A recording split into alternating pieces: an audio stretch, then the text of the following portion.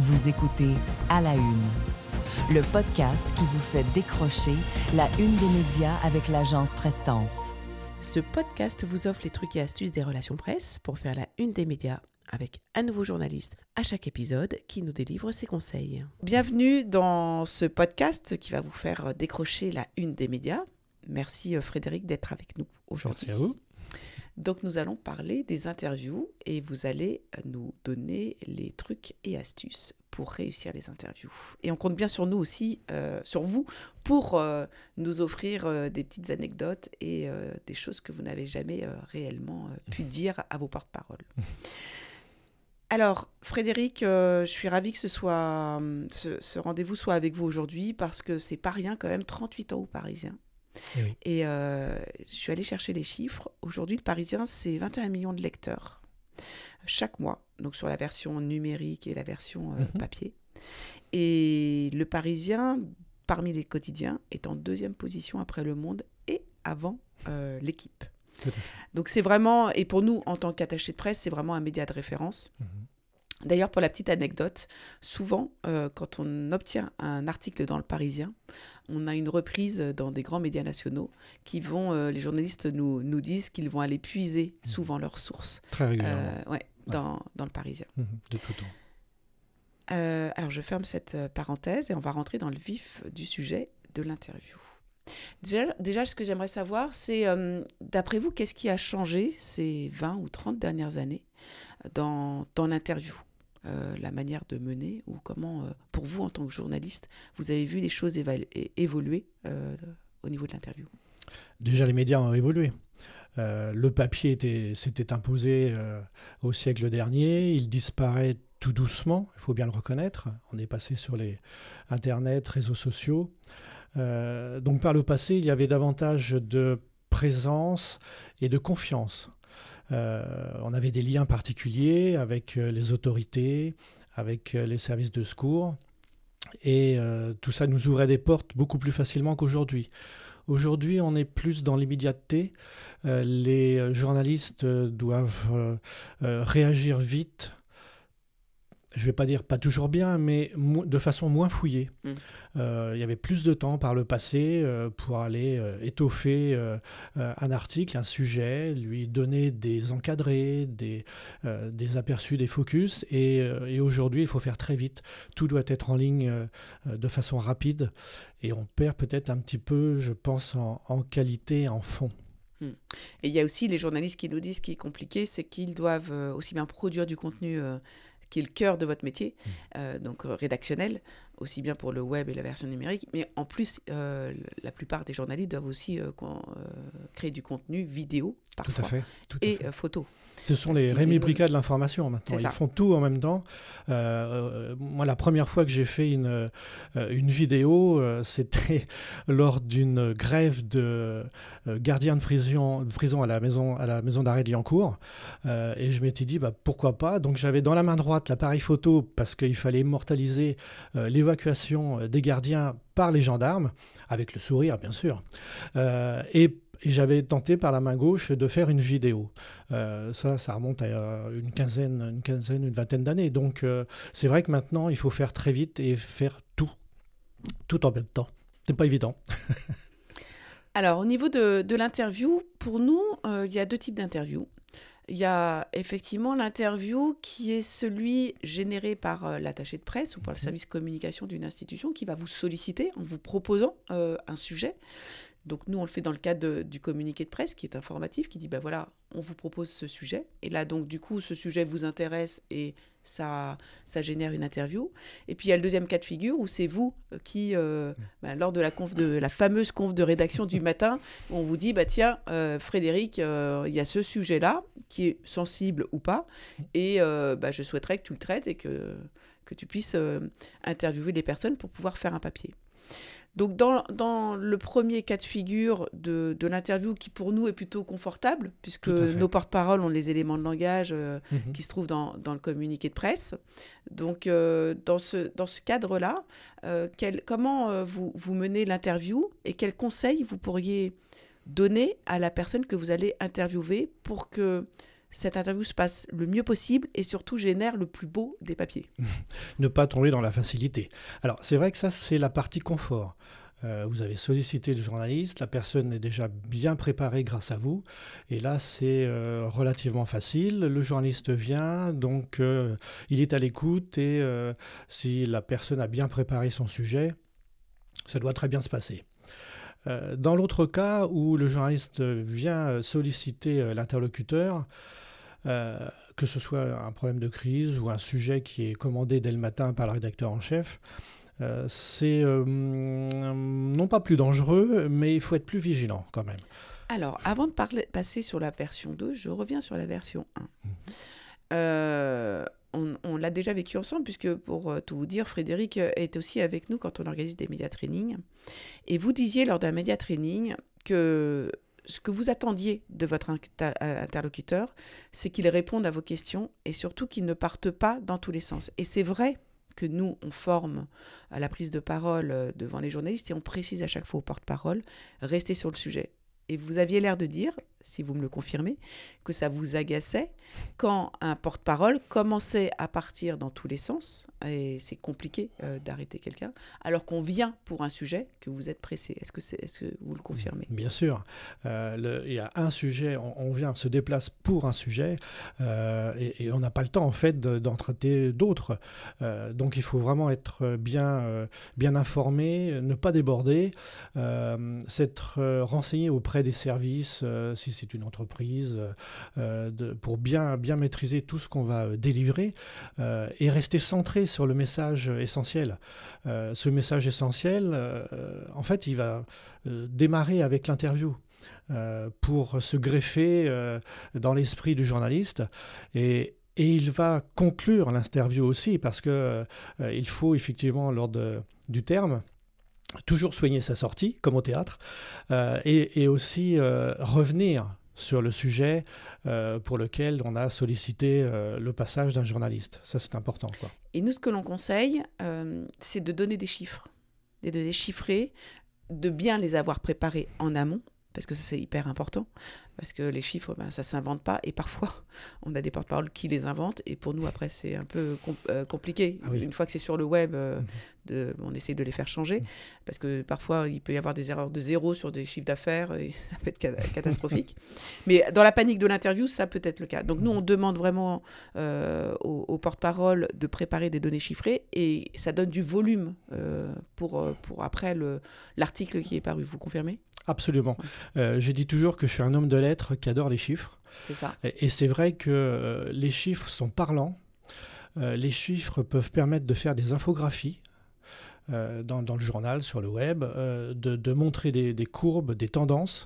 Et ça illustre tout de suite dans l'esprit des gens l'activité, le nombre, enfin le volume.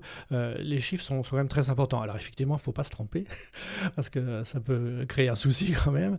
Mais c'est très important de délivrer des chiffres, absolument. Enfin, moi, j'étais très friand de chiffres à chaque fois, chaque interview. Et effectivement, pour nous, la règle numéro 1, c'est de maîtriser le contenu. C'est-à-dire que, alors on peut dire c'est facile, il y a un communiqué de presse, sauf que nous, on peut avoir des porte-paroles, c'est souvent le service communication ou l'attaché de presse qui va rédiger le communiqué. Et le porte-parole peut arriver, si c'est des dirigeants d'entreprise qui sont très pressés, peut arriver à l'interview un peu en disant je maîtrise mon sujet. Et parfois, c'est pas le cas. Donc vraiment, relire le communiqué de presse, intégrer tous les chiffres clés, toutes les données, les éléments de langage. Donc ça, c'est hyper important dans ce type d'interview. Ne surtout pas venir en dilettante. Hein. C'est ça. Ça, c'est terrible, parce que le journaliste va s'en apercevoir tout de suite. Il va se dire qu'il y a des failles, et là, il va mettre le doigt appuyé où ça fait mal. Donc là, il faut vraiment être très au carré sur son sujet, quoi. C'est important. C'est vrai que le journaliste est exigeant, et le journaliste, quand il accepte, quand un sujet qu'on lui propose lui plaît, en contrepartie, il ne veut pas je dirais qu'il veut avoir du sérieux en face. Et s'il se rend compte qu'effectivement, les délais, j'ai rendez-vous à 14h, le porte-parole n'est pas là avant 14h30, le porte-parole ne sait pas vraiment quel est le sujet pour lequel il vient, ça peut agacer un journaliste. Il y a deux choses, oui, il y a ça déjà. Et voire même le vexer. Certainement, ils sont très susceptibles. Mais c'est vrai que traiter le sujet par-dessus la jambe, ça c'est redoutable. Et à l'inverse, prendre le journaliste de haut, c'est encore pire. Ouais. Donc là, surtout pas ça, la jouer modeste et honnête. Surtout honnête. Effectivement, s'il y a quelque chose qu'on ne sait pas ou un chiffre qui nous échappe, dire je me renseigne, je vous rappelle, vous l'avez dans très peu de temps, il n'y a pas de souci. Mais l'honnêteté, c'est très important aussi pour le journaliste. Donc alors, deuxième cas de figure. Là, c'est vous qui contactez une entreprise, une institution, une association pour obtenir une interview. Alors, on va dire que si le sujet est assez simple, bon, l'interview se déroule bien. Si le sujet est sensible, comment ça se passe? Quels sont les conseils que vous donnez au porte-parole? Déjà, est-ce qu'il faut répondre à un journaliste? J'ai la réponse. Il faut toujours répondre à un journaliste. Le pire, c'est de l'ignorer ou de ne pas répondre parce que, après, tout est possible. C'est la porte ouverte à une recherche autre pour avoir l'information qu'il souhaite. Donc là, c'est encore pire que de donner une information incomplète, par exemple. De toute façon, comme je dis, il faut toujours donner un délai. Si on n'a pas l'information, on reste honnête et on dit donnez-moi un petit peu de temps. Je reviens vers vous, je fais le tour des services et ça c'est important effectivement avant de s'engager, c'est d'être vraiment maître de son sujet, d'être allé voir les services qui auront l'information que vous ne disposez pas, dont vous ne disposez pas tout de suite, on ne peut pas tout savoir, mais surtout après être en capacité quand même de répondre à la demande, qu'elle soit incomplète ou complète, hein. Mais au moins ne pas déborder. Toujours répondre à un journaliste, je dis toujours, même si c'est pour lui dire je ne sais pas. Absolument. Mais je vais chercher l'information, je vais vous la donner, même si c'est pour dire 3 mots ou 3 phrases, toujours répondre à un journaliste. Vous le considérez et c'est l'essentiel. Il ira de toute façon aller chercher l'information autre part. Donc il faut mieux donner le peu d'informations dont on dispose, mais lui donner, que de ne dire non, je ne veux surtout pas parler aux journalistes. Non, sinon après il fera tout le tour de la maison, il entrera par les fenêtres et ce sera pire pour Sauf vous, si ça ne vous concerne pas. Et là, la réponse est de dire ça ne me concerne pas. Absolument. Le sujet que vous évoquez ne me concerne pas, donc non, je ne prendrai pas la parole. Tout à fait. Et donc, le petit truc que nous on appelle chez Prestance le jeu du chat et de la souris, quand un journaliste essaye d'obtenir une information. Alors, c'est quoi cette technique? Ah, ça c'est terrible. C'est le journaliste sait où il veut aller. Vous, peut-être pas tout de suite. Justement, c'est important aussi dans le cadre de l'entretien de se rendre compte que le journaliste vient de reposer la même question d'une façon différente. Donc là, ça veut dire qu'effectivement, vous avez décelé le sujet, l'endroit où il veut vous emmener. Donc il faut être effectivement vigilant. Et là, il faut faire preuve d'habileté pour répondre sans répondre. Ouais, c'est ça. Donc donner une information, se donner un délai aussi éventuellement, pourquoi pas, sans répondre tout de suite, en allant après chercher les renseignements nécessaires. Et donc là, c'est effectivement le jeu du chat et de la souris. Et quand le journaliste revient vers vous encore avec la même idée derrière la tête et une phrase différente, là, il y a anguille sous roche quand même. Donc, vous savez déjà vers quoi il vous emmène. Et c'est là qu'il faut être vraiment très... Bon, là, il faut être média traîné, il faut faire vraiment des séances d'entraînement.